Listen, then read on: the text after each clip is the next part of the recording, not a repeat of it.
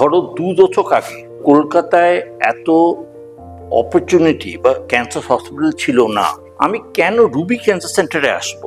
Comprehensive cancer care, কিন্তু Ruby cancer সেন্টারের কাছে সব আছে। There are lot of opportunities in Ruby cancer centre.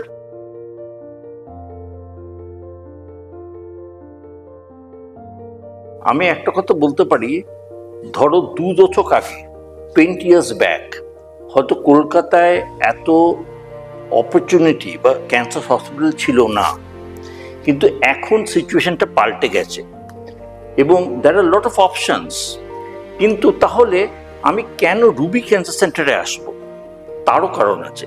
কারণ একটা কথা আছে যাকে আমরা বলি কম্প্রিহেন্সিভ ক্যান্সার কেয়ার, মানে একই সেন্টারে, একই ছাদের নিচে রেডিওথেরাপি, কেমোথেরাপি, অ্যাডিকুয়েট সার্জারি, শুধু তাই নয়, ইনভেস্টিগেশন লাইক পেট স্ক্যান বা বিভিন্ন রকম ইমেজিং, এই সব রকম ব্যবস্থা কিন্তু এখানে আছে।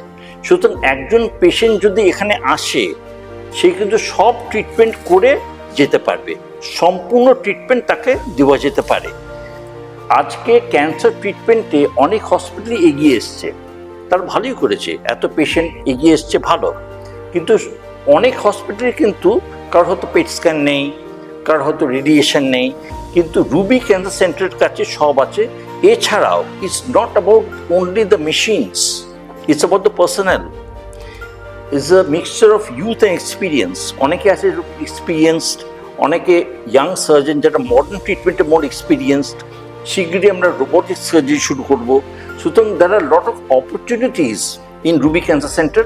সো আই উইড আর্জ, যখনই ক্যান্সার ধরুন না হলেই ভালো, যদি হেড নেক ক্যান্সার হয়, আপনারা কিন্তু অবশ্যই চিন্তা করবেন একবার to go to comprehensive cancer care system, যেখানে the entire treatment can be completed with proper care.